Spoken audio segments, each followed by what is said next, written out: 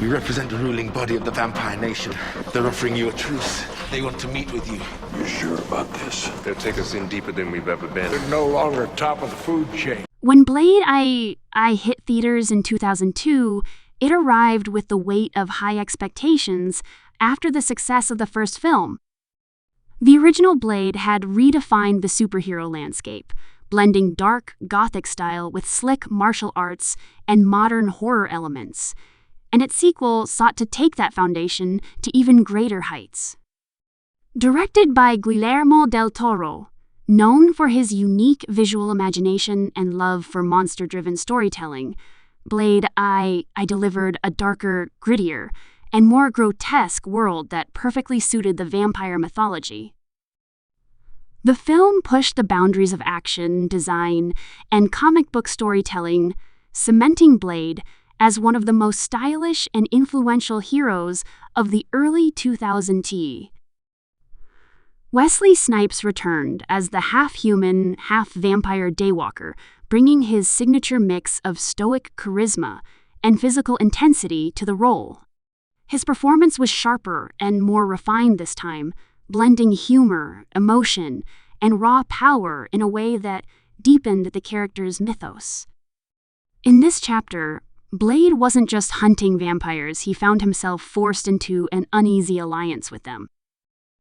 The story unfolded as a brutal war against a new breed of predators, known as the Reapers, a mutation that threatened both humans and vampires alike. This created a compelling narrative tension where Blade, who had always fought against vampires, had to work alongside his sworn enemies for survival. It was a clever twist that gave the sequel a sense of unpredictability and moral complexity rarely seen in comic adaptations at the time. The atmosphere of Blade I was immediately distinct. Del Toro's influence could be felt in every shadow, every texture, and every creature design. The film had a visual richness that made it feel like a Gothic fever dream, a fusion of cyberpunk and horror. The underground vampire lairs were bathed in neon light and dripping with decay, while the city streets carried a sense of perpetual darkness and danger.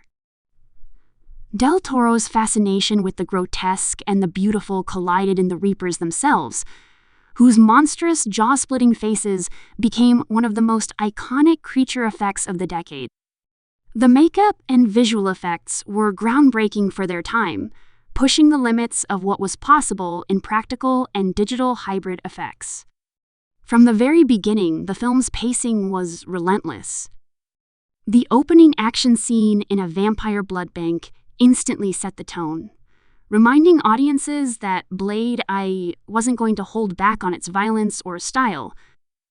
The choreography was fluid and kinetic, combining wire-fu combat, swordplay, and modern gunfights, with a slick precision that became a hallmark of the franchise. Wesley Snipes performed many of his own stunts, which lent authenticity to the fights and made Blade feel like a truly formidable presence.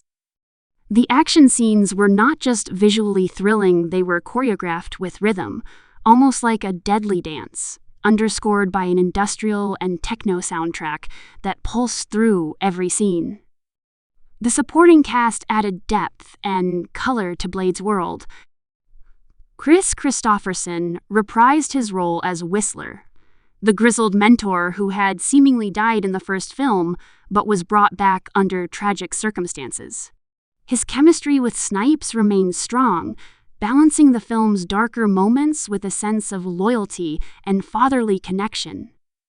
Lenore Varela portrayed Nisa, a vampire warrior torn between her loyalty to her kind and her growing respect for Blade.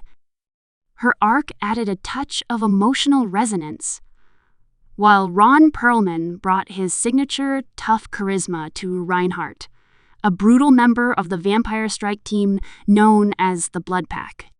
The tension between Blade and the Bloodpack created some of the film's most memorable moments, filled with distrust, betrayal, and razor-sharp one-liners. The story deepened as Blade discovered the true nature of the Reaper threat.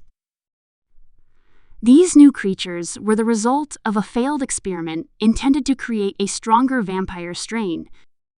Instead, it birthed something uncontrollable, a race of predators that fed not only on humans, but also on vampires. This twist forced the Vampire Council to seek Blade's help, creating an alliance that neither side could trust. As the narrative unfolded, the line between hero and monster blurred, with Blade standing at the fragile intersection of both worlds. The Reaper virus became a symbol of evolution gone wrong, a reflection of the hubris and corruption that had long plagued vampire society. Del Toro infused the film with his trademark fascination for biological horror. The Reaper's anatomy was meticulously designed, from their translucent skin to the horrifying way their jaws split open. These creatures were not just villains, they were tragic abominations, driven by instinct rather than malice. This gave the film a layer of empathy within the terror, a theme consistent with Del Toro's storytelling philosophy that monsters often mirror the flaws of those who create them. The production design, from the ancient catacombs to the industrial laboratories, added a tactile realism that made every setting feel alive, grimy, and dangerous. The music played an equally vital role in defining the film's tone. The soundtrack blended electronic, hip-hop, and rock influences, capturing the fusion of styles that made Blade, I feel, both futuristic and primal. The beats matched the rhythm of the fight sequences, enhancing the energy without overwhelming the visuals. This combination of music and movement helped Blade Eye stand apart from other superhero films of the era. It wasn't just an action movie. It was a stylized, rhythmic experience. As the film built toward its climax, the layers of betrayal and revelation came to light. The vampire Lord Dalmasquinos, portrayed with cold arrogance, was revealed to be behind the creation of the Reapers, seeking to engineer a new generation of vampires immune to Blade's attacks. His experiment, however, turned against him. As his own creation, the Reaper leader Nomak sought vengeance for being treated as a disposable weapon. Nomak, played by Luke Goss, became one of the most memorable villains in the series. He was both terrifying and tragic, embodying the pain of being rejected by one's own kind. His final confrontation with Blade wasn't just a battle of strength, but of ideology and emotion. Both characters represented different forms of outcasts, one choosing control and purpose, the other consumed by rage and loneliness. The emotional undertone of Blade, I was surprisingly strong for such a violent film. Beneath the bloodshed and chaos, it explored themes of loyalty, betrayal, and the nature of humanity. Blade's interactions with Nyssa and Whistler revealed a man torn between vengeance and compassion. His decision at the end to honor Nyssa's final wish and give her a peaceful death under the sunrise was a moment of quiet poetry, highlighting the humanity that defined Blade despite his monstrous heritage. From a filmmaking standpoint, Blade I demonstrated how genre cinema could combine artistry with entertainment. Guillermo del Toro elevated the source material with his signature vision, using lighting, color, and practical effects to create a visually coherent world that felt both mythic and modern. His collaboration with cinematographer Gabriel Beristain resulted in striking contrasts of light and shadow, using golden hues for warmth and cold blues for death and decay. The editing by Peter Amundsen kept the action tight and the pacing fluid, ensuring that the film's 2-hour runtime never dragged. Upon release, Blade I was praised for its intense action, creative direction, and visual flair. Critics noted that it outperformed most sequels by expanding the mythology rather than repeating the formula of the first film. Fans embraced it as one of the best vampire action movies ever made, and it quickly gained a cult following.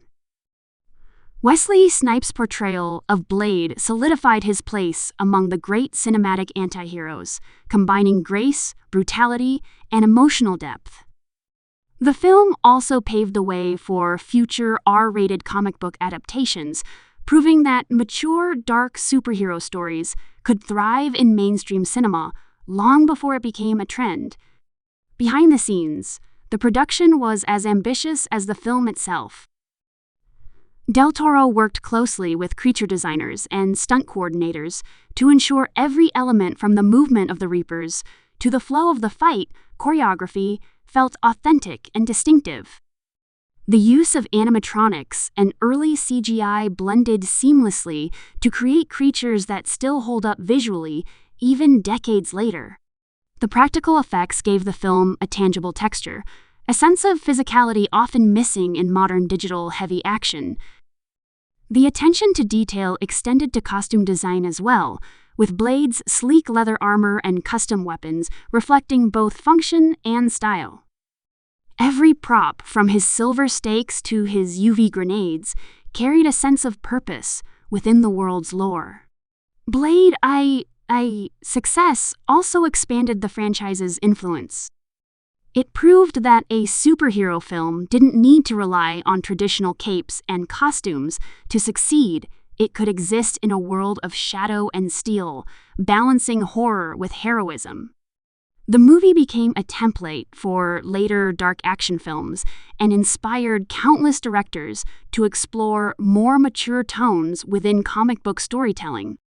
Del Toro's work on the film also helped him gain recognition in Hollywood, leading to later projects like Hellboy and Pan's Labyrinth, both of which carried the same DNA of beauty within monstrosity that began with Blade II. Even years after its release, Blade II remains a landmark in action horror filmmaking. Its combination of martial arts, choreography, Gothic design, and emotional storytelling continues to resonate with fans who appreciate the artistry behind the chaos. The film managed to strike a rare balance, entertaining audiences with explosive battles, while inviting them to reflect on themes of identity, isolation, and redemption.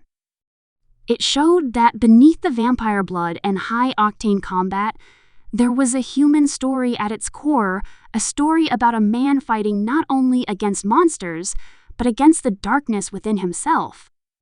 Ultimately, Blade II stands as both a thrilling sequel and a visionary work of cinema. It elevated the franchise, showcased Guillermo del Toro's emerging genius, and solidified Wesley Snipes as one of the most iconic action stars of his generation.